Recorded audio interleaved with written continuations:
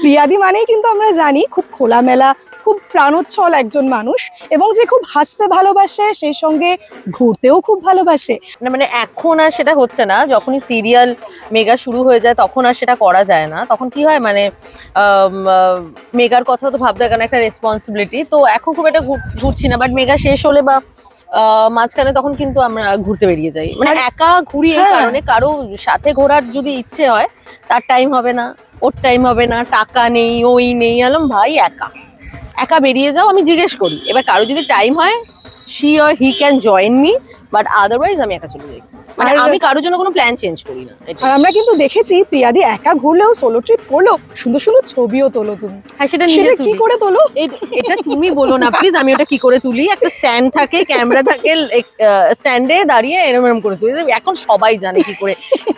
কত ইনস্টাতেও কত দেখা যায় যে লোকে কি সুন্দর ফটোশুট করে সোলো, এইসব এখন আর কেউ যায় না আমার সাথে, কেউ আমরা যায় না। কিন্তু ভাবি হয়তো কেউ থাকে, প্রিয়াদি হয়তো সামনে আনছে না। না না না, আর যদি কেউ থাকতো সেটাকে তাকে আমি সামনে আনতাম না, এটাও সত্যি। মানে আমি না চাই ভীষণ- গোপনে গোপনে হ্যাঁ, চলবে। সবটাই নজরে বিশ্বাস করি ভাই, নজর লেগে যাবে ভাই। আমি নজরে ভীষণ বিশ্বাস করি। আমি অফিসিয়ালি বিয়ের ফটো দেব, তার আগে নেই কেউ, যদিও থাকতো তাও দিতাম না।